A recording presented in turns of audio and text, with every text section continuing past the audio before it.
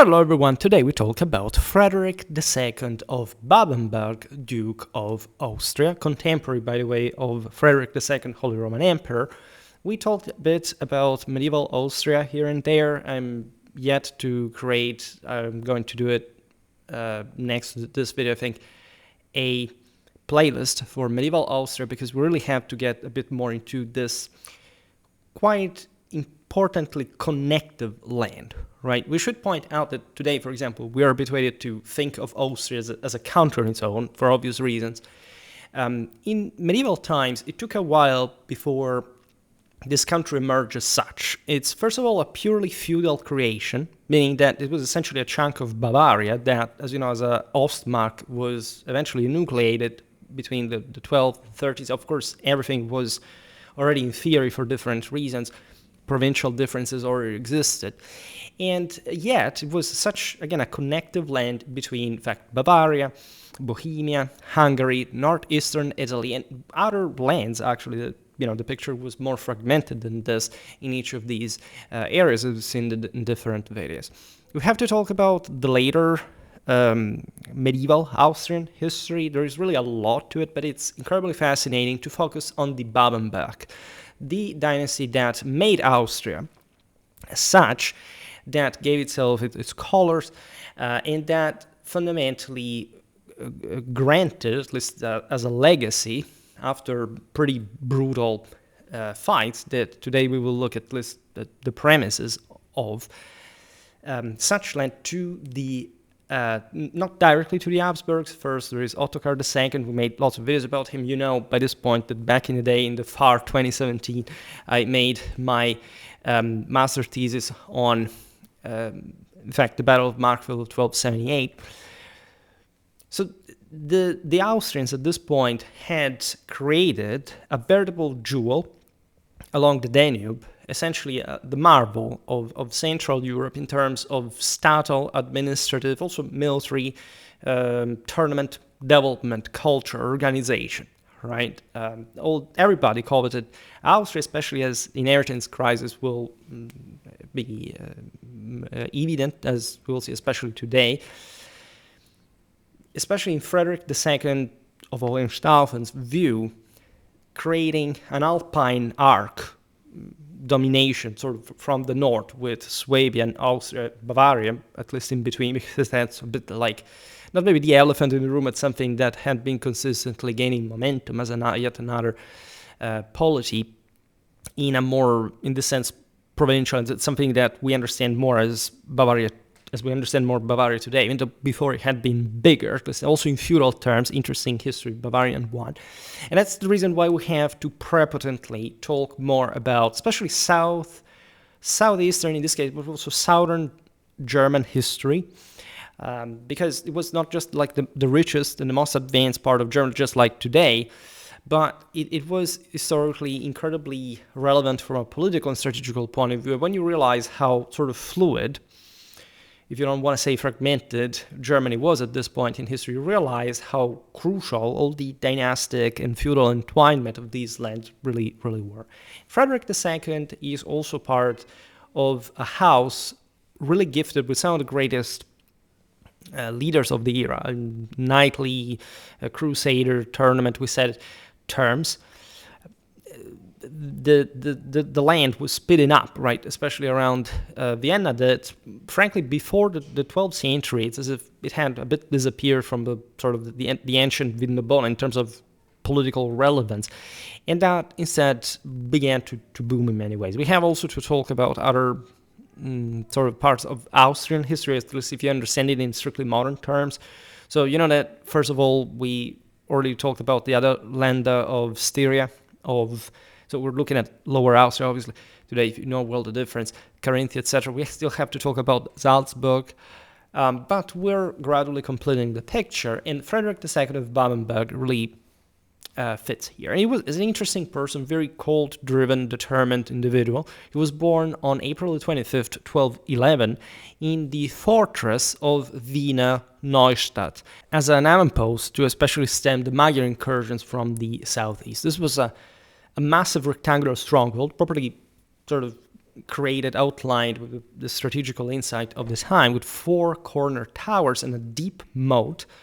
This had been begun in 1194 by Leopold VI of Austria, using 17,000 marks of the 100,000 mark ransom England paid in 1194. You very well know why.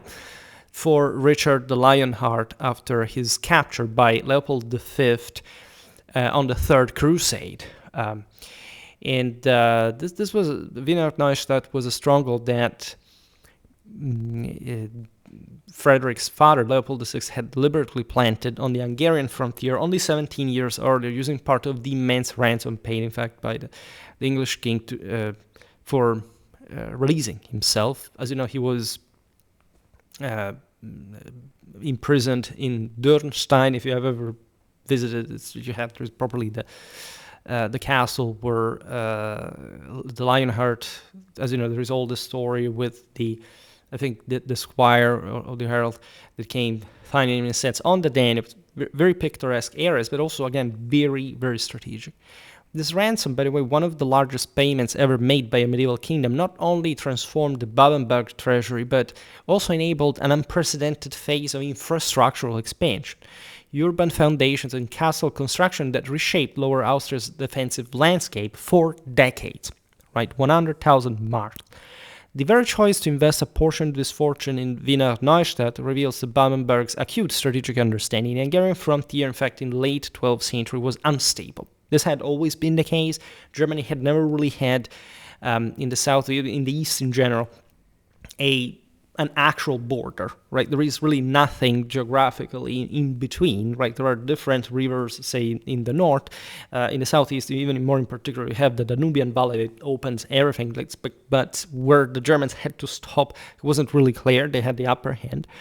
But also the Magyars had been a threat themselves. And this was actually a recurrent dynamic exactly in these centuries. The Austrians at this point, the Czechs, the Magyars were beating the hell out of one another with repeated Arpad incursions at this point. Also, Cumans drifting into the Carpathian Basin.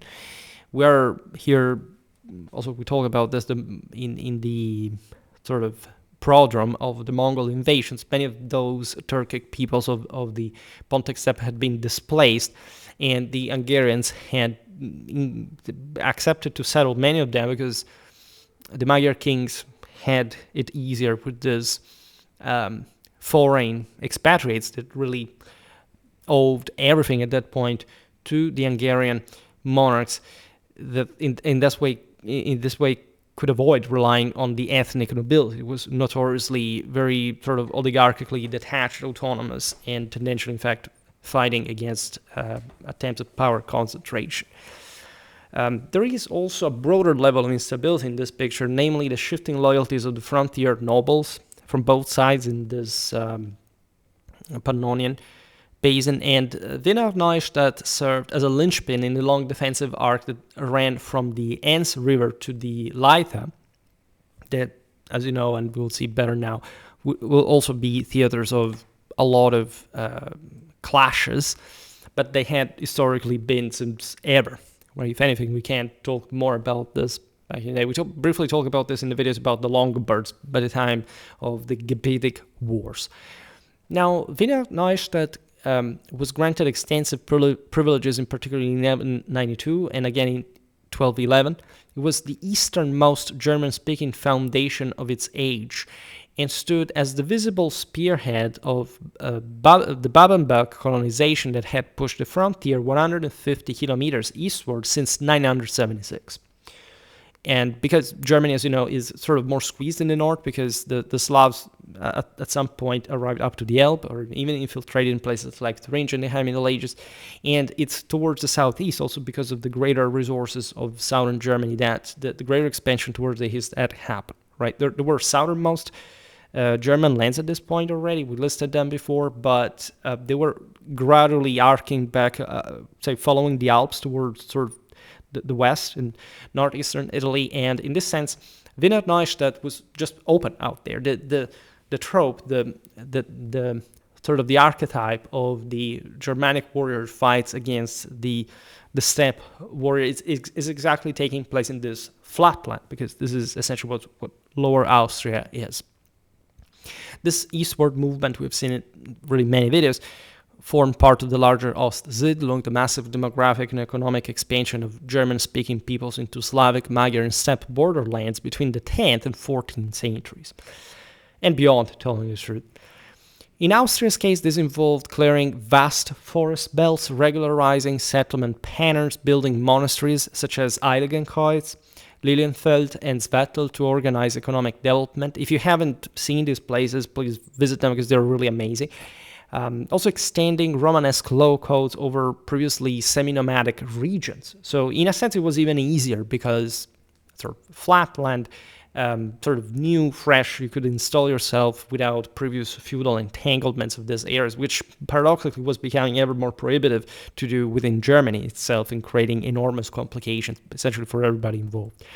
Now, Wiener Neustadt itself symbolized as the aggressive eastward expansion of the Babenbergs themselves in the previous generation of Frederick II. Its walls and privileges were still new. In fact, when the future Duke first saw light in the ducal palace there, it smelled of new, of sort of this opening to the east.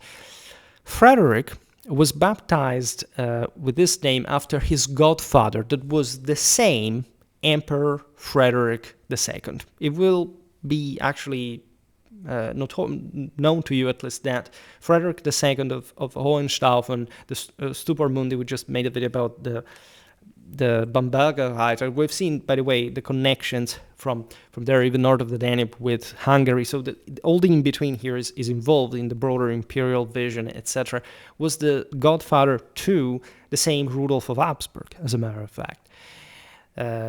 The Hohenstaufen emperor in 1212 had been escorted through Babenberg lands as a fugitive boy king by Leopold VI. This is at the time still of, let's say, before Bouvines. You know that Frederick II was based in southern Italy. Then he came to Germany at some point, but Otto of Brunswick was sort of more powerful.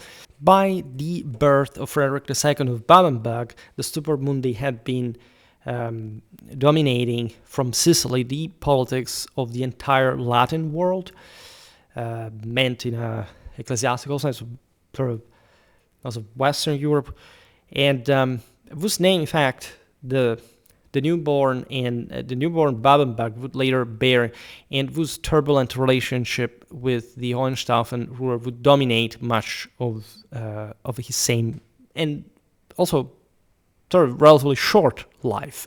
It doesn't end well. If you're rooting for Frederick already under these auspices, just know that it is normal, but say some of these German dynasties really follow sort of that older Germanic saga kind of disastrous, tragic end. Now, the personal bond between the Babenbergs and the Hohenstaufen at this time was unusually strong. Both houses were, in fact, committed to crusading, right? The Babenberg were German heroes of the Crusades. You see that those issues with Richard Lionheart had happened during the Third Crusade itself. Participation of the Babenberg there had a quarrel with the English king. I also made a video about the Montferrat as king, with William as king of Jerusalem. That gives you a bit of background. Both the Babenbergs and the Hohenstaufen opposed the Welfen, right? Made lots of videos about those guys. We really have to make, in fact, more about them, especially in biographical terms. Also, they both cultivated Italian connections, if anything, also because of the aforementioned proximity, all right, to the Alps, at least, well, because of Frederick, he ruled from Italy on a regular basis, but because, of course, of the strategic relevance that the control of the Alpine valleys, from the north in particular, as far as the Germans could do, allowed for the Raumfahrt, right? Now, this alliance made Austria, as a consequence, a pivotal intermediary between the empire north of the Alps and the Mediterranean south, especially as Frederick II's power base centered in Palermo and Apulia. Frederick of Babenberg, mother, Theodora Angelina belonged to the highest Byzantine aristocracy. That was yet another Oriental connection. She was the daughter of the Sebastocrator Isaac Comnenus Vatatzes and Anna Comnene Angelina, and thus a granddaughter of Emperor Alexius III Angelos on her mother's side, and a great-granddaughter of John II Comnenus on her father's. You know what had happened. We're here after the Fourth Crusade, and things cooled off pretty quickly, at least in terms of Crusader enthusiasm, especially after the bloody defeat against the Bulgarians that crippled the expansion of otherwise enormous power. But we are probably in the time Frederick is born, not just in the moment, in the heyday of the Latin Empire, but he has probably Byzantine blood and connections to those places. This, in fact, made Frederick a direct descendant of the same imperial Comnenus dynasty that had ruled Constantinople from 1081 to 1185. I have an entire playlist dedicated to them, as well as of the Angeloi, or Angeloi if you prefer, who briefly held the throne from 1185 to 1204, and that are basically the most direct responsible for the same sack of Constantinople, not much the Venetians or the French. The Germans, in any case, would have gladly conquered Constantinople hadn't Henry VI, Frederick II of Hohenstaufen's father died. He was just preparing an expedition to seize it. And it would have been the Germans who had to accomplish that, other than the Italians and the French. After the Latin conquest of Constantinople in 1204, dozens of these Byzantine princes had fled west. Right, there is something similar happening as in the 15th century, in a much different time, but still brought to this essential refugees. And Leopold VI's marriage in 1203 was the most spectacular success of exiled Byzantine diplomacy in the Latin world. Right, it was not the first time the Germans married into Byzantine aristocracy. Think about Otto II and, in fact, Otto III, the Holy Roman Emperor, is probably husband and son, respectively, of a Byzantine princess, of a second rank, telling you the truth, not much of Porphyrogenita. Right? She was not a Macedonian at the time. Here it's different, it's even worse, because, of course, the Latins had de facto destroyed the Byzantine Empire. In any case, the influx of displaced Byzantine elites into Central Europe after 1204 altered cultural patterns across the region. First of all, you have to imagine that Austria in particular, not just sort of Germany, had historically been very connected with Constantinople through the Danube. If you think about Salzburg, for example, it owed much of its growth to the export of its salt, hence the name of the burg, through the Danube to Constantinople, right, arriving to the Black Sea, descending along Thrace. So there was an old connection. Like, that the Germans had also historically preferred the land route towards the Holy Land. They had to adapt themselves a little bit. But in any case, it wasn't the first time that Germans left properly in arms to cross all these lands up to Constantinople, across the Straits into the Levant. And so when you look at these Byzantine refugees, you realize that their manuscripts, jewelry, liturgical objects, and embroidery techniques introduced further Eastern Roman aesthetics into Latin courts, while their mastery of court ceremonial, diplomacy, and Hellenic learning made them highly sought after advisors. There was, as in the 12th and the early 13th century, big deal of so-called Renaissance, right, at this point, and Austria was, by German standards, very much the center, one of the centers at least of it. Theodora herself brought a dowry rich in textiles, intellectual prestige, and a network of kin stretching from Nicaea to Epirus that further sort of matched much of the Holy Roman imperial political and strategic interests at the time. So, as you understand, here Austria was very much framed within a solid Swabian alliance, right? Paritary almost relation in tandem against any threat, let's say, siding mostly with the French side, supported also by the Welf and the Mediterranean. Now, this double imperial descent gave Frederick an enduring pride in his literal Greek blood that contemporaries repeatedly noted and that he himself emphasized.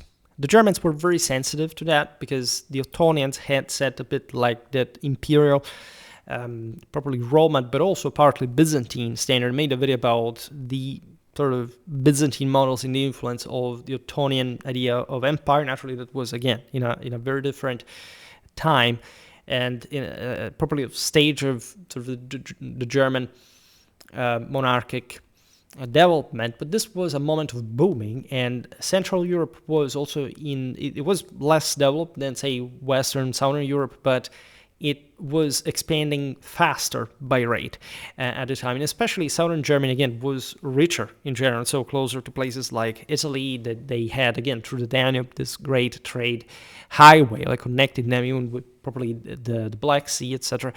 So imagine for a German of the era of Frederick II, when the Bamberger Reiter, with all its imperial Catholic traditional symbolism, was probably shining, not even that far from Austria, how Frederick would feel about this Byzantine legacy. And at the peak, in fact, of say medieval European universalism, how this romanity was felt by him. He apparently looked, in fact, sort of more of a Germanic and sort of Greek mix. This contributed also significantly to Frederick's reputation for arrogance among German chroniclers. The Germans and the Byzantines didn't really ever like one another that much. In any case, much of the sort of the hatred stemmed from the envy from his position, the alliance with the Hohenstaufen, and the enormous wealth of the Babenberg at that point. In fact, at this point, many German princes saw in Frederick a challenge to the social hierarchy, to their social hierarchy within the empire, and even sort of maybe looking really like an alter ego of the emperor at some point. There was no particular, say, need of attrition between the two in particular. Frederick's father, Leopold VI, remembered as the Glorious, the Babenberg have all their own nickname, had reached the zenith of Babenberg prestige. In fact, we will talk about him too at some point. He was a patron of the Minnesänger, so with the blossoming probably of German literature, the chivalric knightly ethos, and we really must do something about the Minnesänger on Schwerpunkt, on the distilled novel. Leopold VI had been founder of cities. He had fought in the Reconquista. Interestingly enough, yes, Leopold VI had fought in Spain at Las Navas de Tolosa in 1212. So this was, as you know, a clamorous, the most important Christian victory during effectively fulfilling the Reconquista, as we also explained in the video about recent video made about the siege of Granada 1492, because Reconquista formally ends not at the end of the Middle Ages, but after Las Navas, in as much as all Islamic powers in the Iberian Peninsula at that point become vassals of the Christian ones. But Leopold had fought in Egypt, at Damietta in 1219. So one of the most famous crusading expeditions of the era, and in Palestine as well, where he negotiated the 1229 truce with Al-Kamil, that, as you know, brought to the reopening of Jerusalem to the Christians because of the deal brokered, in fact, through the same Leopold, between Frederick II of Hohenstaufen and the Sultan of Egypt. Leopold VI was also, in fact, the only German prince to marry a woman of imperial Byzantine rank. Doesn't matter how sort of now depleted and crippled the entire sort of Byzantine imperial architecture was. Nevertheless, blood mattered to these people, and especially in a time of great feudal culture, not just in Germany, but also one permeating through the Latin conquest, the same Romania, right? Leopold's participation at Las Navas de Tolosa was in particular unique among German princes, because there were many Europeans there other than the Spanish, mostly Frenchmen, but here the prestige of participating to such a great battle and honor was, imagine like the life of the time. You can die just out of a cold, communication sucks, etc., but you have everything. back at home, but you want to participate in this major feat of arms because this is really the most important way to augment yourself in front of God and beyond. And this participation to Las Navas connected the Babenbergs to in fact, the broader Iberian clienteles of power at the time. Leopold's involvement in the Fifth Crusade at Damietta with Louis IX placed him at the center of international diplomacy and exposed him to the advanced military engineering and logistical methods of not just the French Carpathians, but of Ayyubid Egypt. Knowledge that he later applied in fortifying Austrian towns as well, right? Because Central Europe, again, came slightly less in terms of military engineering, technology, and so on. But again, if it had to start sort of to bridge the gap with the South, this would start from places like Austria at the time. Leopold's Vienna was arguably the most cosmopolitan small court north of the Alps by that point, hosting poets, Italian merchants, French troubadours, and Byzantine refugees simultaneously. The court at Vienna under Leopold had been one of the foremost centers of German poetry, as we have seen with the Minnesänger, Walter von der Vogelweide, Neidert von Reuenthal, and Ulrich von Liechtenstein all spent time there. And the famous Klosterneuburg manuscript of Walter's songs was probably compiled there. Even the same Nibelungenlied may have received its final form in those very years. Right? This is the earliest complete manuscript tradition we're talking about, placing its own redaction precisely in the Babenberg milieu around 1200-1230. And you know how the Nibelungenlied is closely associated, at least it was changed a bit in geographical paradigm, but with the Viennese court of Attila, as it was thought in the time of the 5th century. It actually tells likely another story, merely one of the Hanneke auxiliaries of Aetius that destroyed the Burgundians in Worms on the Middle Rhine. But it was enough, of course, for a prominently advanced cultural center like Bavaria, and again, in this sense, Austria, basically as a part of the original stem duchy, or at least some of its further expansion, and in that language, the same language, to refer to the trope of the epic, bloody, self-sacrificial battles of the Germanic knights against these monsters of the steppes that, in fact, were just beginning in Austria, geographically speaking. You understand how this literary environment made Vienna rival to the court of the Landgraves of Thuringia at the Wartburg, that is, again, the beating heart of Germany in many ways. And I've made a video about medieval Thuringia. We'll come back on that because that was yet another incredibly important Swabian pole, right, in central Germany. And Vienna's cultural radiance at this point helped to define what later historians would call, in fact, the so-called Danubian Renaissance of the early 13th century. Frederick of Babenberg grew up in this atmosphere of cultural brilliance and political ambition.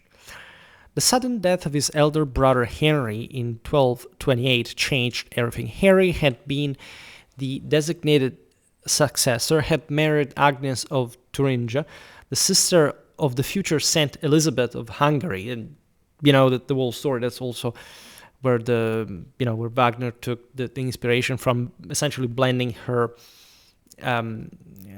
religion with the Tannhäuser and so on. This recurs so many things we discussed, including the Mount of Venus and so on, the slumbering monarchs. And in this sense, Henry was the elder brother, as we said, as it was expected to continue the line. His demise at scarcely 20 years of age left the 19-year-old Frederick as the only surviving male Babenberg capable of inheriting Austrian Styria, which also placed the entire inheritance burden on his shoulders. I mean, he had not just in the sense to fulfill the oath, sort of the debt with his ancestors of creating a new progeny, but needed to survive, first of all, to get there, and to have male heirs that could maintain legally, through feudal dynastic inheritance, in fact, the Babenberg possession under their own control. Leopold VI himself died only 2 years later, on July the 28th, 1230, at San Germano in southern Italy, while trying to reconcile Emperor Frederick II with Pope Gregory IX. The same Treaty of San Germano that temporarily ended the first phase of the Guelph-Ghibelline struggle and allowed the emperor to depart for the Sixth Crusade. Leopold's death abroad symbolizes the geographical breadth of Babenberg diplomacy. They're actually two different. I mean, the place is the same, but the treaty happened after the Crusade, right? So the same places had been essentially the seat of these reconcilements, because Leopold, as we've seen, would go to Jerusalem and so on. But in any case, for this very reason, Leopold's death abroad symbolized also the international breadth of Babenberg diplomacy. The dukes had by then inserted themselves into Italian, Iberian, and Levantine politics, something unimaginable, say, just 2 centuries earlier, when they were still frontier counts of the Eastern Mark, and especially the Babenberg, that I think, again, in the video about medieval Austria, the Duchy of Austria in particular, we talked about this in some relative detail. We talked about also medieval Austrian warfare and beyond. However, this family, the Ostmark in particular, had been quite sort of provincial, somehow peripheral. Other Germans held sway, say, in Italy during the various expeditions because of their Italic and imperial reigns. The Ostmark was a frontier land with the Hungarians, right? And the Babenbergs had dramatically succeeded in making it flourish as the pearl of the Danube. The duchy Frederick inherited was territorially the largest it had ever been. It stretched from the Bohemian and Bavarian forests in the west to the Leitha and the borders of Hungary in the east, and from the Danube to the Adriatic slopes of the Caravans, embracing both Austria proper and the recently acquired Duchy of Styria, having been wrested from Hungary in 1180 by the Georgenberg Pact of 1186, confirmed in 1192, and finally secured after the death of Ottokar IV in 1192, making the Babenbergs the greatest territorial princes in southeastern Germany. Austria at this time was big time, politically important. This expansion represented the culmination of centuries of incremental growth. During the Ostsiedlung, the Babenbergs had transformed a vulnerable Mark exposed to the Magyars into a robust duchy and absorbed a mountainous, economically diverse region that gave them control over key alpine passes such as the Semmering and the Pirn, which linked the Danube basin to the Adriatic world. Styria also provided iron, timber, and mining revenues that allowed Frederick to maintain a court of unusual splendor.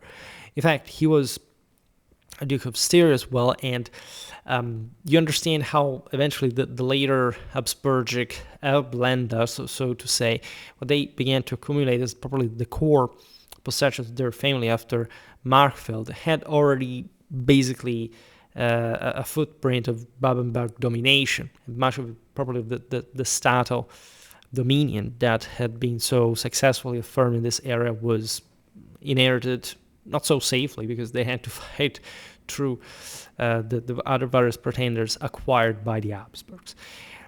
So almost from the moment of his accession, Frederick revealed the traits that earned him the lasting sobriquet, the Streitbar, which means this is for the nickname of the new duke, first recorded in the Continuatio Vindobonensis of 1246, the year of his death, by the way, and universally used thereafter. Chroniclers describe him as haughty, quick to take offense, implacable once angered, and possessed of a taste for splendor that recalled the courts of Constantinople more than those of German princes.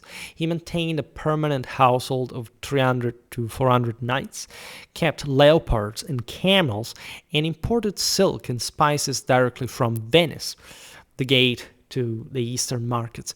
Such exotic animals were symbols of sovereignty in both Byzantine and Islamic courts, and represented a cultural ambition far beyond ordinary German princely display.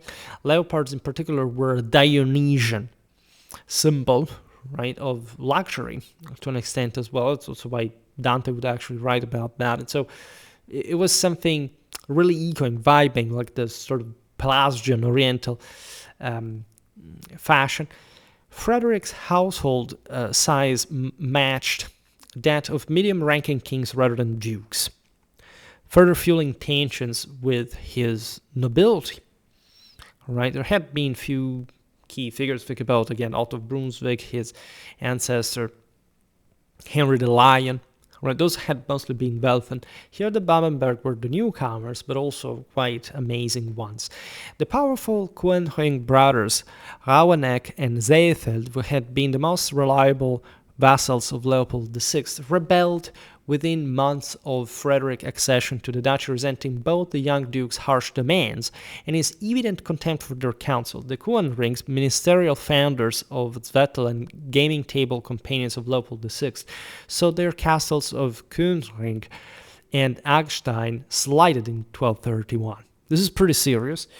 We partly documented this in a video about medieval Austrian warfare, feudal feuds, so to say, but quite brutal ones. The Ministeriales, we made an entire series about. We actually still continue it because it never ends. Especially in southern Germany, they constituted up to 90% of the entire knighthood. This were the characteristic German type of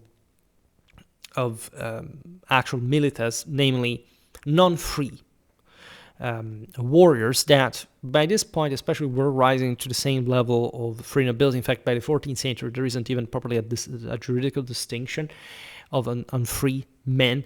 And you can see here how powerful they had become. The advantage was the fact that they could not simply inherit like free noblemen, and so they were much easier to control, also to install, to buy, to colonize different places and so on. And here you see the thing is complex, obviously, but Frederick is basically further power concentrating, right? And also probably having some pinch of contempt for reasons we don't understand towards these figures, because Ministeriales are fanatically loyal. They depend on you, right? They're a bit like the Kumans for Hungary, as they are not free, and so they can be abused by others, but they are the actual enforcers. They're pretty darn good knights, and you want to rely on them. The same Habsburgs will have to negotiate a great deal with them for their later Austrian settlement.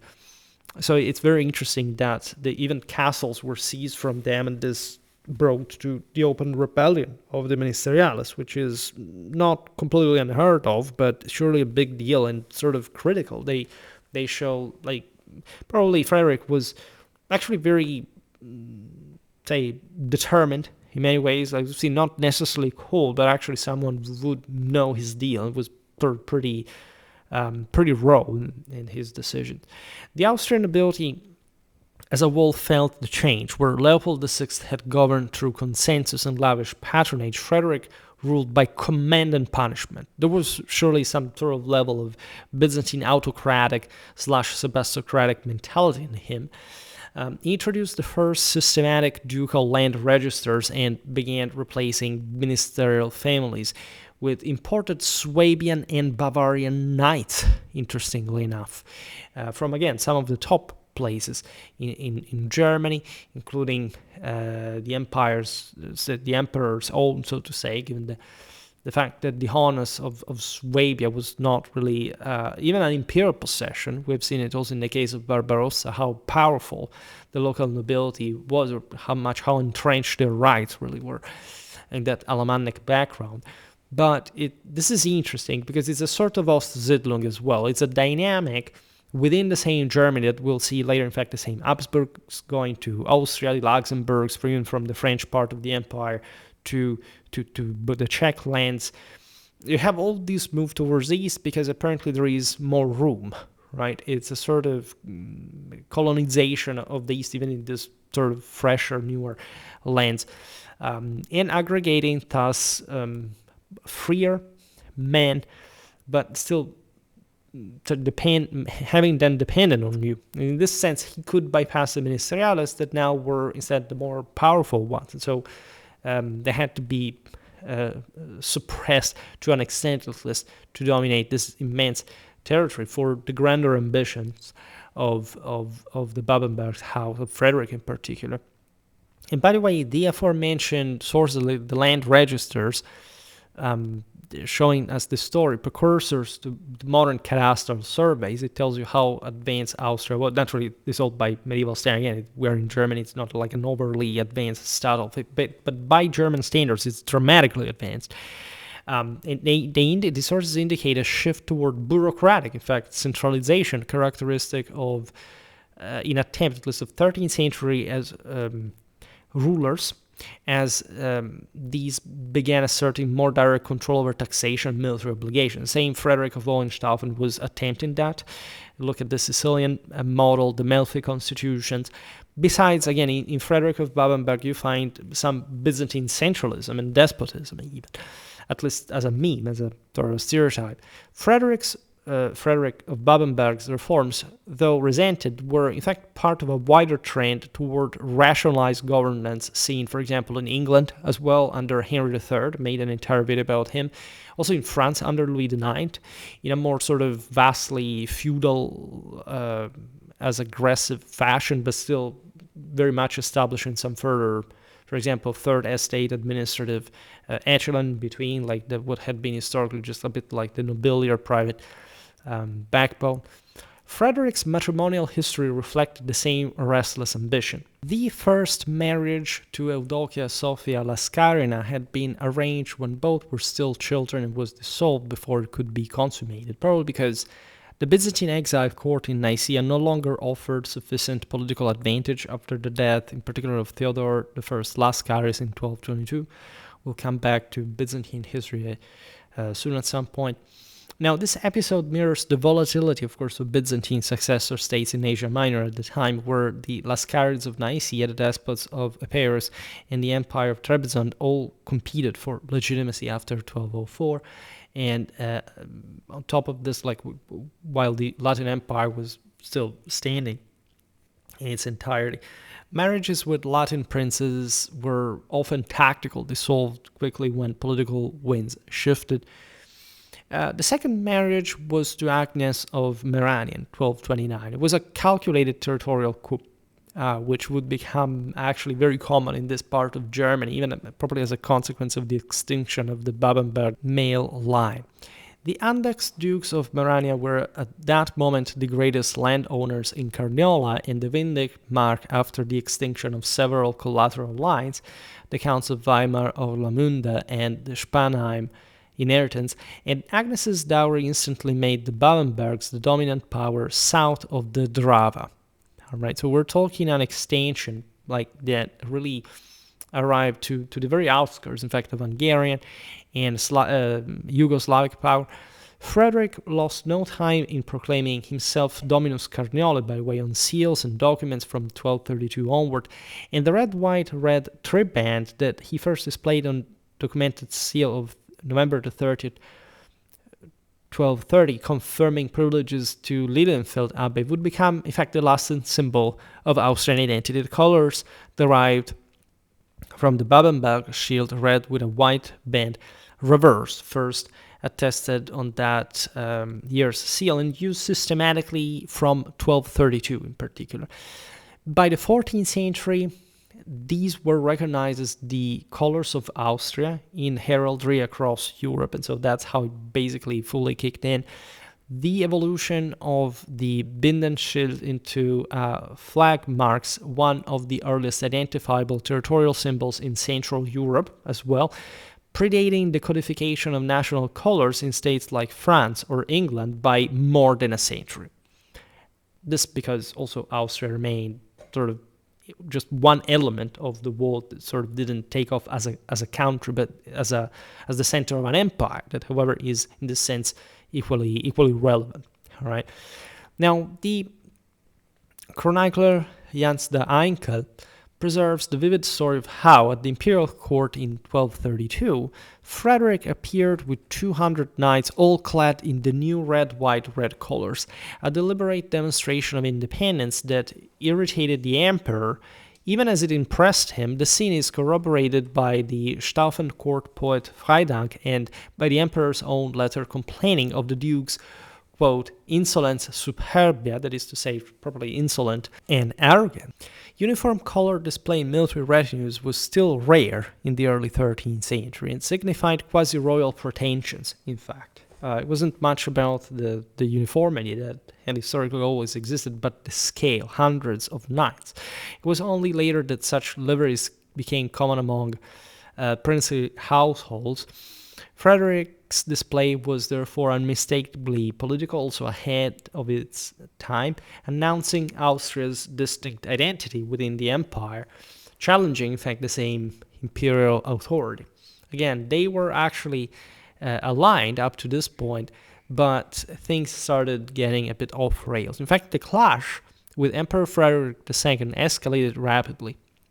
The Duke's refusal to attend the Diet of Aquileia in 1232 was justified by appeal to the Privilegium Minus, the Charter of 1156 issued by Frederick II of Hohenstaufen, grandfather Frederick Barbarossa, that had elevated Austria to a duchy and granted it extraordinary autonomy, in fact, from the broader Duchy of Bavaria. That's how Austria had factually been born.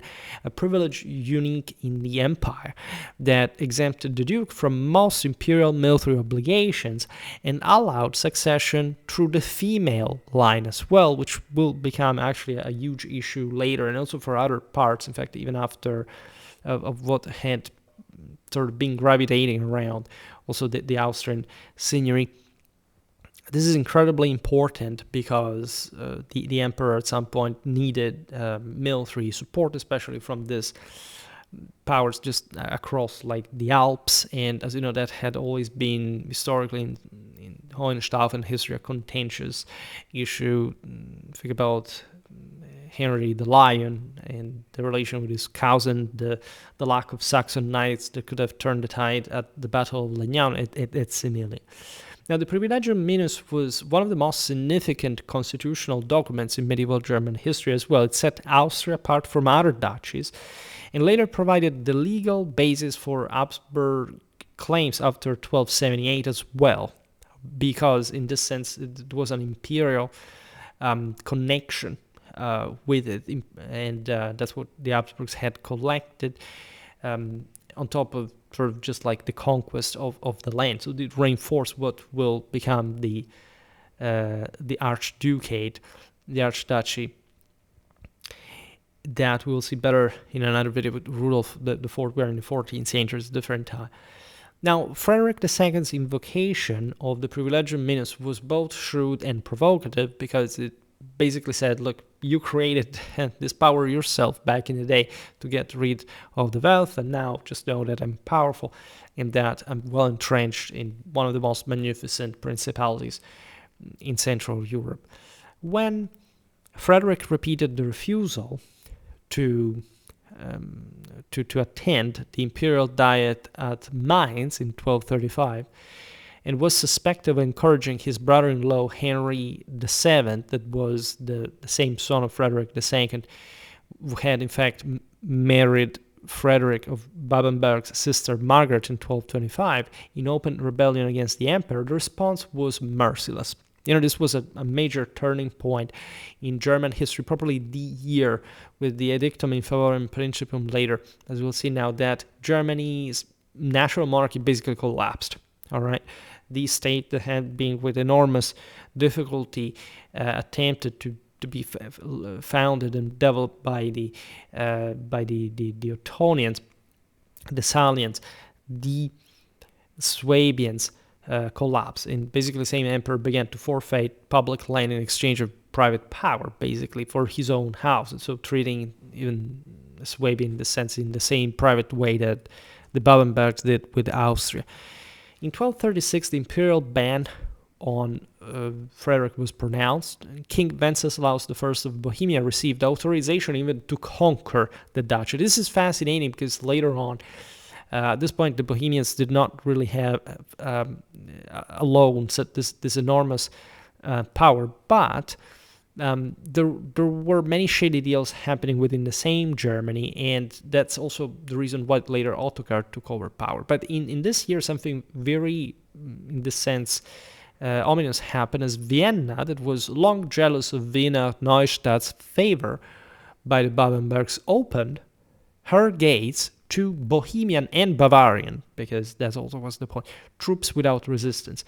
Vienna had been granted its first staple right by Leopold VI only in 1221, and again, Vienna was sort of a latecomer. It wouldn't even probably be an official capital until the early 17th century, right?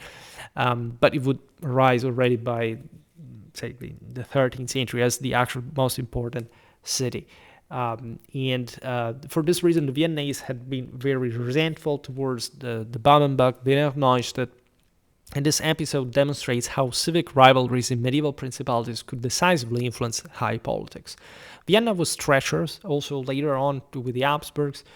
At the time of Ottokar II, there's always this Bohemian connection, because it's a bit like Paris during the 100 Years' War. There was a third estate that was rapidly growing that wanted essentially to have the state collapse, to be at the center of a greatly, in fact, sort of fragmented area where they could economically hegemonize in a power vacuum, and in this sense escape heavier taxes and so on. And they would end up, in fact, supporting even external candidates to avoid local Austrian sort of power consolidation. Naturally, it wouldn't end well, also because at least probably German towns, German cities were not particularly strong in the bigger sort of European picture. Germany was ruled by lay and ecclesiastical princes, and the sort of city autonomies even went gain. Even the biggest city in Germany, Cologne, at some point expelled the archbishop, but it was basically forced to sort of broker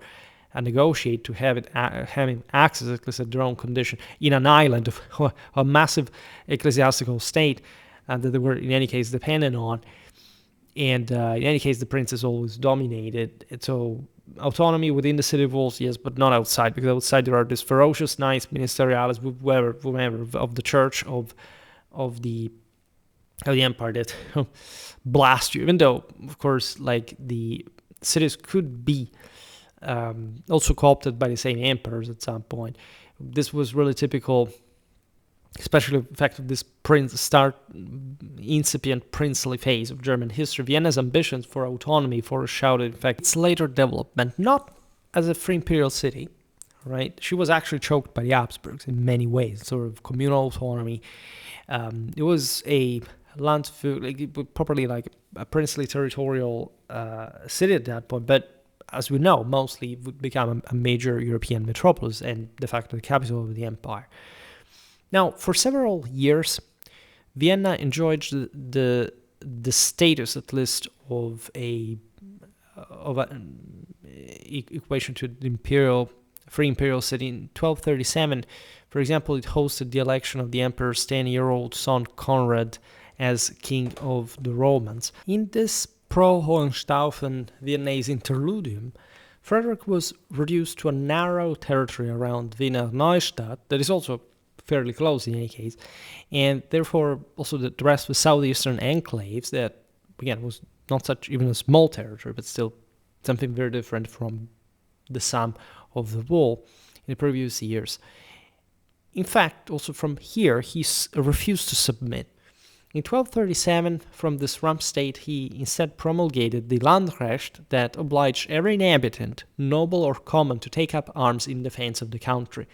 The earliest known general militia law in German lands, later incorporated into the Habsburg Landesordnungen, a measure that revealed both his desperation and his determination to preserve an independent Austrian, or at least, Babenberg, identity. The Landrecht anticipated later civic militia systems such as the Swiss cantonal levies, ironically enough, and shows Austria ahead of its time in the development of territorial sovereignty defined by collective military obligation. This was obviously an emergential moment. There was nothing sort of innovative about it, but say the demand, like to mobilize, to arm themselves, was essentially very imposing for the era. Now, the complete reversal of 1239 remains one of the most striking turns in 13th century imperial politics. Within months, Frederick went from outlaw to confident. The reasons are not fully clear, but the Emperor Frederick II of Hohenstaufen, now locked in mortal combat with the papacy after Gregory IX's excommunication in 1230 of the same 1239, and the renewal of the Welf League in Lombardy, needed every German prince he could bind to his cause.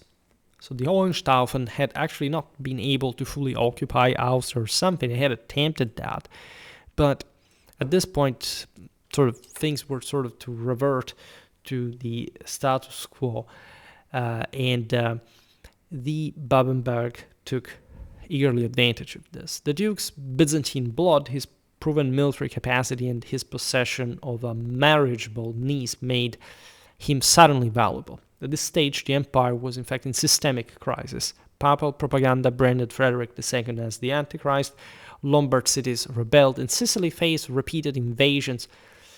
The emperor's rapprochement with the Austrian duke was therefore born of strategic necessity rather than affection. We'll talk about this better also in other videos. It was not the first time also the papal-led forces clashed with Frederick, not just, again, the Lombards that were in many ways sort of fighting on their own, but were backed by the Curia, but also clashing in central Italy in different areas. This was important, but what had happened in Germany since the rebellion of Henry VII, that, as we've seen, had been that has the tragic story. It's a very interesting character. We should make a video about him, rebelling to his own father. Eventually, he got leprosy and he killed himself in Calabria as he was being transported from this sort of narrow path in the mountains from a castle to another. And just think for Frederick of Hohenstaufen what this really meant, right? That rebellion had an endless series of domino effects that had basically as effectively crippled as we said before, the German state for how it had been attemptably concentrated. There would be later attempts, even Rudolf of Habsburg tried to subdue the French rebels to destroy many castles in the Rhineland, but it's understood basically at this point, like Germany takes probably a princely, privatistic direction. So you understand there why the Babenberg expanded successfully into those territories that were also pretty close. I mean, Vienna had rebelled because she was a point, a cornerstone as a city, well nucleated. It was more of a symbol than this defiance rather than sort of any significant territorial power, especially, again, in Germany. Nothing you see, for example, the cities of Lombardy or anything. So the massively feudal power of Frederick sort of reabsorbed all this. Now, negotiations began for two grandiose projects as well. The erection of Vienna into a bishopric, independent of Passau, because Passau had held the diocese of this area since the imperial crowning of Charlemagne, when the Franks had probably retaken sort of the Bavarian lands, and fiercely resisted, and the elevation of the duchies of Austria and Styria into a kingdom. Yes, you've heard well, a kingdom within, at this point, what was effectively the Kingdom of Germany itself, that would rank, in fact, alongside Bohemia in Italy and equal the electoral principalities, a plan explicitly mentioned in imperial letters of 1240-1245 and intended to create a loyal southeastern bulwark. If you think about it, this is almost insane because it's not like Southeast Germany wasn't a bulwark of the empire, but now it was basically plotting, so to say, to elevate itself as a kingdom. We've seen also in the videos about Ottokar II that will be protagonist, especially after the demise of Frederick in this area, that there was at this point really a peak of universal accomplishment. Ottokar of Bohemia himself not just sort of hegemonized these parts of Germany, but thought he could basically take over even Poland, that he could emerge as a broader sort of hegemonic force also over the Teutonic state in the Baltic and beyond, right? To have properly a concept of sacred royalty that here also the same Frederick was cultivating because of his Sebastocratic ancestry. So really a moment of great elevation. Right? This is the peak of medieval universal tradition, if you want. And had this plan succeeded, by the way, Austria, just think about the radical change in Western history, would have joined the ranks of Europe's hereditary kingdoms centuries before the Habsburgs achieved at least a comparable status. It wasn't even properly a kingdom on its own, right? They were Holy Roman Emperors and as such kings of Germany, but as you know, just like the Hohenzollern later, they had most of their territories actually outside of Germany than in, which was a consequence of these very years, this very generation. If you're interested in the period after this, I made some videos about the so-called Great Interregnum. The kingdom would have altered the political map of Central Europe dramatically, perhaps preventing the later dominance of Bohemia under Charles IV. But this is just like some sort of speculation, because with this change, probably Charles IV would have, surely Charles IV would have not even existed. And I don't like what ifs, as you know. But just, for the sake of it, what was in the air at the time, what we're debating at the time. The price, by the way, of this mechanism was the hand of Gertrude of Babenberg, only child of the deceased Henry, for the emperor himself. Right? In fact, Frederick II of Hohenstaufen, widowed since 1228, he had 3 wives, and again, in fact, in 1241, sought to found a new dynasty. Yet, sort of another one. He had many children, but in any case, they all ended pretty terrible ways. Frederick entertained the plan seriously enough to bring Gertrude to Italy, but the girl's stubborn refusal at Verona in 1245 ended the scheme. Gertrude, then about 19, reportedly declared she would rather enter a convent than marry a 60-year-old excommunicate. Just think about the bravery of this woman. It's really beautiful, and it sort of shows you also the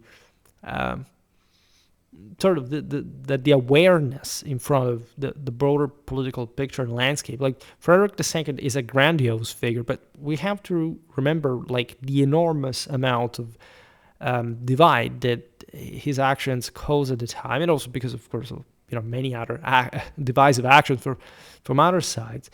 But this mechanism as well, imagine this marriage, had it happened, would have changed, again, the entire history of Europe, even had it been inconsequential, biologically speaking, which would have not probably been the case. I mean, Frederick could have had children with her. And Gertrude's defiance became legendary, contributed to her later reputation as one of the most wronged heiresses of the 13th century. Besides, the Mongol invasion is yet another random event that would happen as to your ducal lands of Austria. At this point, we are in 1241-42. This event gave Frederick of Babenberg the opportunity to demonstrate that this reconciliation with the emperor rested on more than words. In fact, when news arrived of the catastrophe at Moy on April 11th, 1241, where Bela IV's army of Hungary was annihilated, and perhaps sort of at least 10,000, say the sources say, died from the Christian side. In any case, was a debacle, right? The royal army of the Magyars was practically annihilated. Frederick assembled a small but heavily armored force and rode to the Hungarian frontier. By the way, there is all the story that basically Frederick awaited for the Mongols to destroy the Hungarians. This is something that also later the Habsburgs would do when the Ottomans entered Hungary, right? So very similar history. If you think about it from a Magyar perspective, it's not very nice. And at this point, imagine, again, Hungary is prostrated. As we've seen in other videos, it will actually recover among sort of those countries that had been invaded by the Mongols, even just temporarily, like better than the others, than the average, if anything. And this was a great opportunity for Frederick just simply to swarm across the great frontier that had suddenly formed. Austrian sources claimed that Frederick's contingent shattered a Mongol detachment in the opening skirmishes of the battle, and then withdrew after quarreling with Bela IV over quarters and the behavior of the Kuman refugees, by the way, that were not really a good company, or were a bit savage, to say the least. The quarrel is confirmed by the Hungarian chronicle Simon of Kedza. We will see when we'll come back to the series about my master series. That, as you know, a thesis that, as you know, I made a series of recently. Made just the first chapter. Now, the first paragraph of the first chapter, so it's actually going to be huge. Now, the Mongol invasion represented the greatest military shock to Europe since the Annec era. The entire cities vanished in days. The chroniclers from Krakow to Zagreb described the destruction in apocalyptic terms.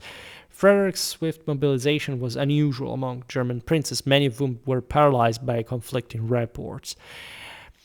Now, when Mongol squadrons subsequently crossed the Danube and raided as far as Korneuburg and the Wienerwald, because the Mongols, for the record, entered Germany.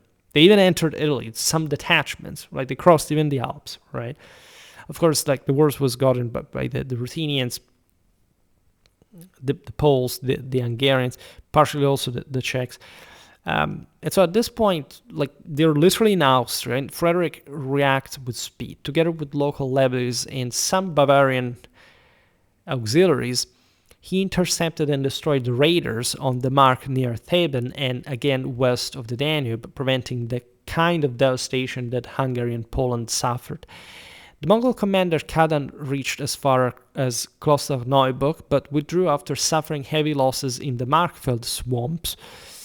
Interestingly enough, I made an entire video of 2 hours explaining why the Mongols would have likely never had, even in mind, to conquer Europe or something. They just tested the ground and realized that, especially starting from Germany, Italy, like the level of fortification would have been prohibitive for any major serious operation. And also in Central and Eastern Europe, basically they did not take over, right? So as simple as that. They stopped to the steppes, right? That's where the Golden Horde eventually remains, even when it had the upper hand, say, on Eastern Europe. Now, Austria and Styria were among the very few Western lands that the Mongols never managed to reach in longitude, alongside only Croatia and part of sort of the Latin principalities in between, like towards Serbia. This defensive success strengthened Frederick's reputation abroad, especially in Italy and Germany, where fear of the Mongols had led some chroniclers to predict the imminent end of Christendom, even. And these millenaristic prophecies were, really in vogue at the time. Think about the Joachimites, the same idea of Frederick II of Hohenstaufen as the Antichrist himself, and so on. Now, peace with Bohemia was temporarily secured by the betrothal of Gertrud to Vladislaus of Moravia, right, in 1243, and Frederick turned his full attention at that point to the Magyars. In fact, Bela IV's kingdom was still bleeding from the Mongol, passage. Perhaps half the population had been displaced in some way, had perished, had been enslaved, and the Duke saw his chance to seize the western counties that the Babenbergs had long claimed. Remember, at the beginning we talked about that unstable frontier. These counties had been lost, in fact, to the Magyars after the defeat of 1192, which was also relatively recent, and the Austrians never really sort of forgotten that. The post-Mongol reconstitution of Hungary is one of the most remarkable state-building efforts of the Middle Ages. Bela IV invited German settlers. It was really typical of the monarchy for quite a while. Fortified towns and built stone castles at a rate unmatched in Central Europe. So Frederick's aggression exploited Hungary's weakness in this transitional movement, but also had still to cope with a power capable of striking back, as it's gonna happen.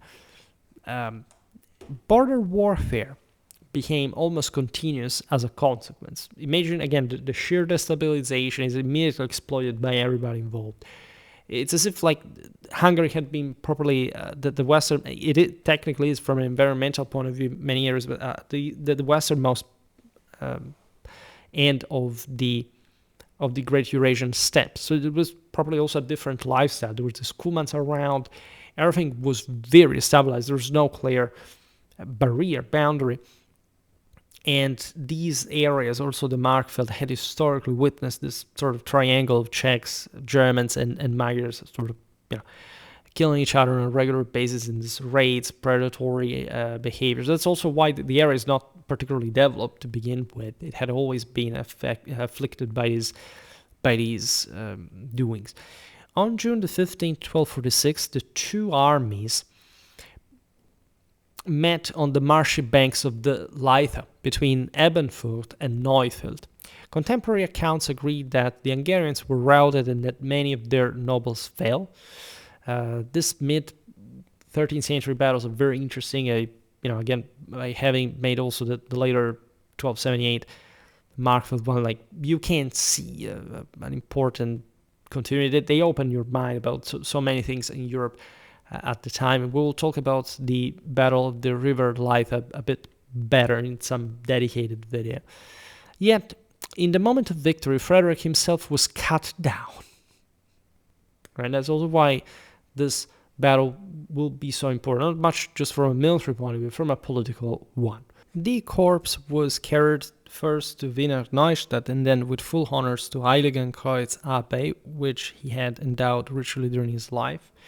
He granted it 1,200 marks silver and 30 villages between 1230 and 1246. The tomb he had prepared years earlier in the chapter house, the same chamber that already held the remains of Leopold V, Frederick I, and other ancestors, received him as the 13th and last Babenberg to be buried there. I visited it, by the way. You should go there as well. It's one of the most beautiful monasteries in Austria, and it has an enormous history. In any case, the male line that had ruled the Eastern Mark since Leopold I in 976 and the duchy since Henry II Jasomir got in 1156 was extinguished in a single afternoon, ending 270 years of continuous male Babenberg rule. This dynastic extinction was one of the most consequential political events of 13th century Central Europe, comparable in significance to the extinction of the Hohenstaufen in 1268 or the Piasts in Silesia. This Emperor Frederick II reacted with predatory swiftness. Within weeks, imperial officials were installed in Vienna and Graz, and the duchies were declared vacant fiefs to be added to the Hohenstaufen domain for the emperor's grandson, the young Frederick of Antioch, the son of his illegitimate daughter Margaret of Sicily. He also made a video about him for the History of Florence series. You see what kind of temper he was, but again, it's this sort of pretty intensely German, as brutal, sort of feudal dynastic mentality, and trying in that case to curb the Italian communal autonomies and failing anyway.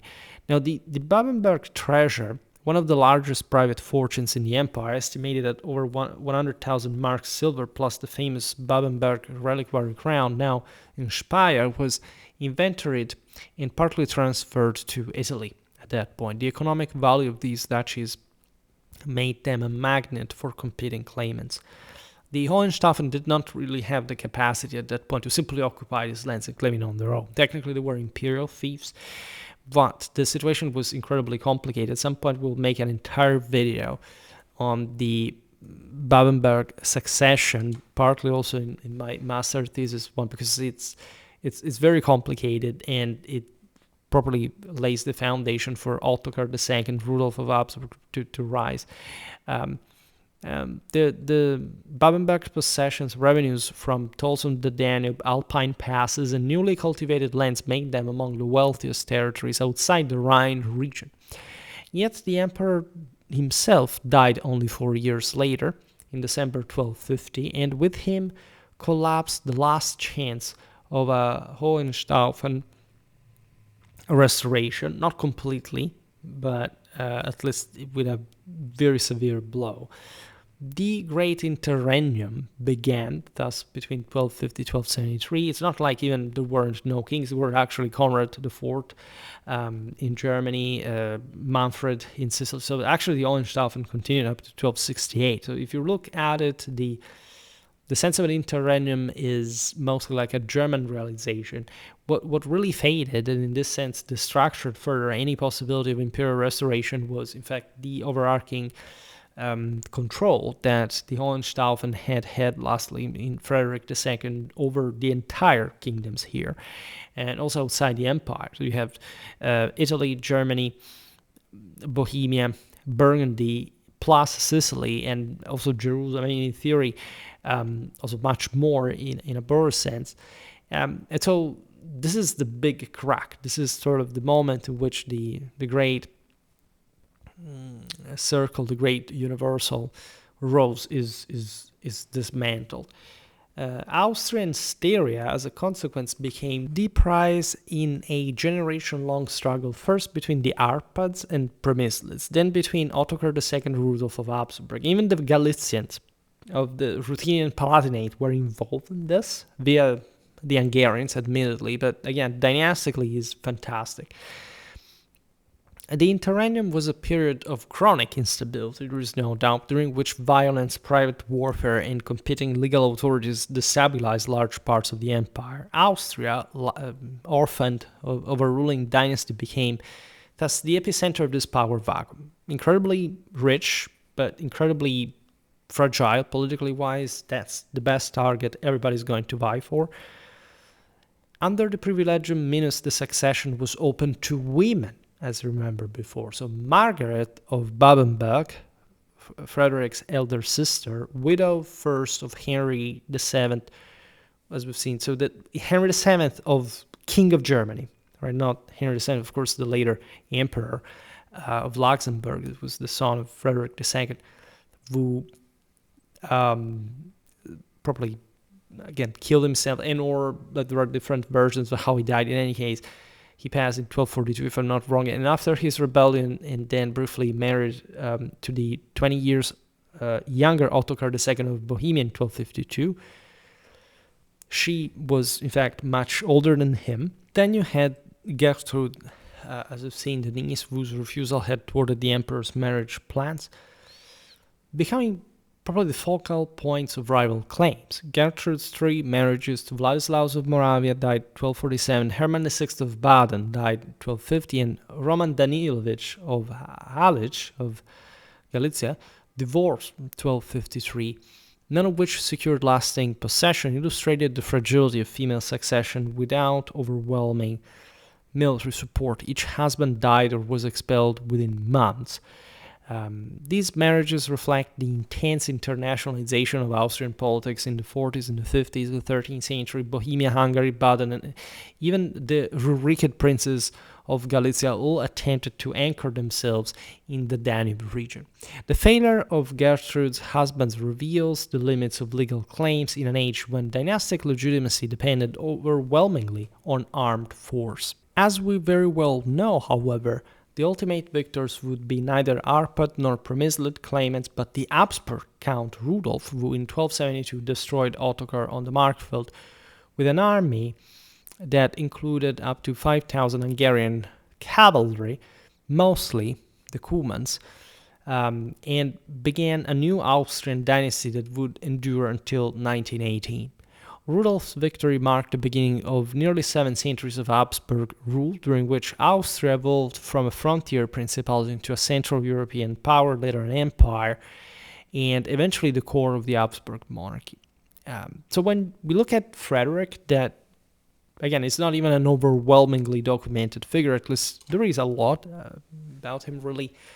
If one really digs into that, at some point we can make some sort of greater focus on certain aspects of his reign, international policy that I understand is very intense at this point, straddling really many different places in regional areas, like the centrality of Austria, not simply in a geopolitical, whatever that means, sense, but probably if you look at the afferents of such land to so many different others around is really key to it all.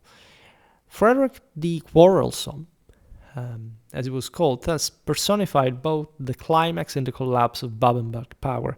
In 16 turbulent years, he defended his lands against the greatest nomadic invasion Europe had ever seen, introduced the colors and the legal framework that would long outlive his house.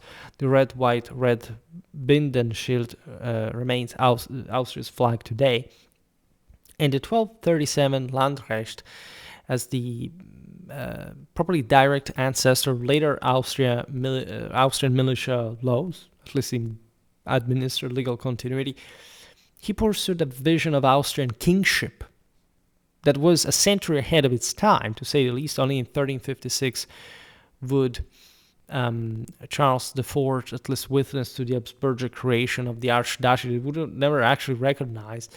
And not until 1453 would Frederick III of Habsburg achieve Emperor, Holy Roman Emperor, achieved the royal title Frederick had sold in probably an imperial direction.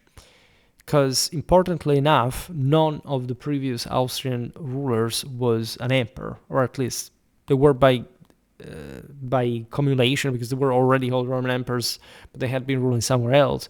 If they were talking probably an Austrian ruler, the others had been kings of the Romans, Rudolf, Albert, all the other Habsburgs.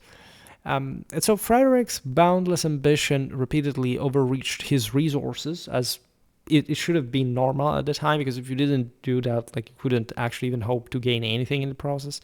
His pride apparently alienated allies he could not afford to lose, and his refusal to compromise brought the dynasty to extinction on a battlefield of his own choosing.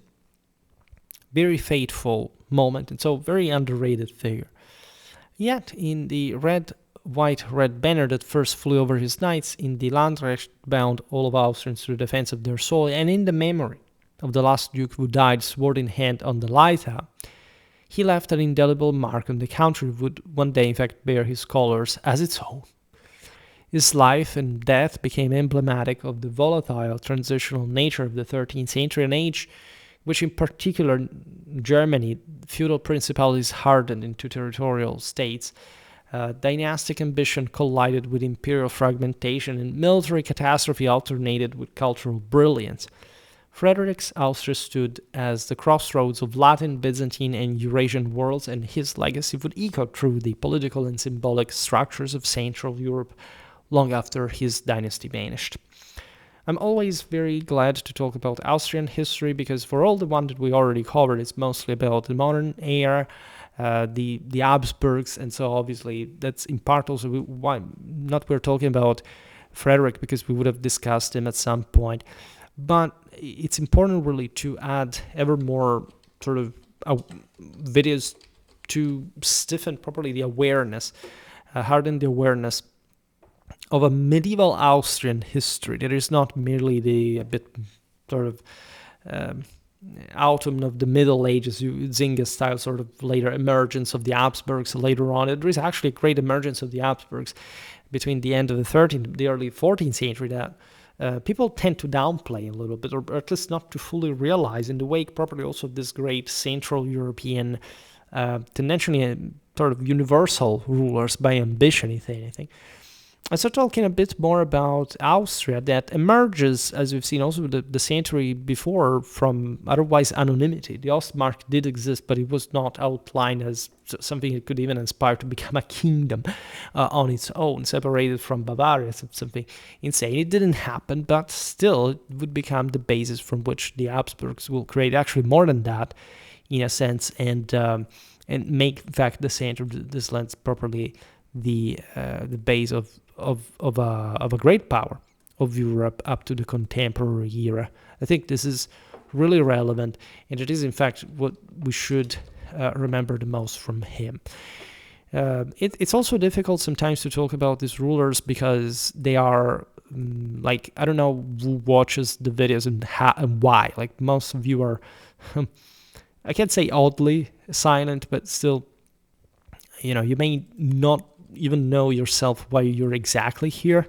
And in part, I think that through these videos, we can not just answer why, but in fact to explain people how or why this is so important, why we are really looking at like a this or that figure, because even figures that you said, well, okay, but this maybe are secondary. Of course, I'm treating, as you understand here, fairly relevant rulers, right? But already Frederick II of Babenberg, it's relevant because we've seen why, but it's not like you often hear of him in general. There is all this Mytho-European dimension that we often dig in, and that we sort of probably develop more than other channels that I know that you kind of like, or at least that you realize the importance of, but it's very often through memes of some other kind of nature almost that do not especially cover this era. Instead, this era is amazing,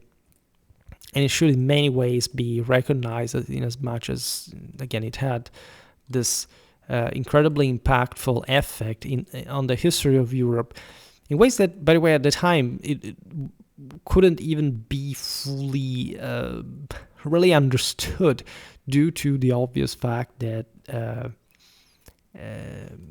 we could have told at that point, and even later on, like it's not like the Habsburgs again rise to power and they actually faded because of the also it was oddly frequent and systemic through the same generations all across the empire and elsewhere, the split in different branches. This is also what Bavaria went through. We've seen it many times. So when you look at it, you kind of appreciate the complexity of this mechanism, and how, especially in Central Europe, all these various clans, families, also very famous ones that maybe ended up on some other throne of Europe, though not being particularly famous for the Middle Ages, but were circling around here in this same exact dynamic. The Babenberg were extinguished in the male line, and so they faded in practice. But again, videos like this, I think, do help realizing why we study them, why they are important, and how complicated actually Central European history is. This is not straightforward. It's not linear. There are some even more fragmented areas that are somehow more straightforwardly, at least, let's say, linear in political development, and these ones are really unique. There is really a Sonderweg. There is really a quite peculiar German way to this. Again, really glad to have covered this figure. We will keep talking also about Babenberg at some other point, the Habsburgs, etc. For today, I stop it here. I just hope that you enjoyed this video. If you did, please share it. Otherwise, leave a like or subscribe to my channel if you're interested in my upcoming content. As always, I thank you heartily for listening to me. I wish you a nice time and see you next time. Bye.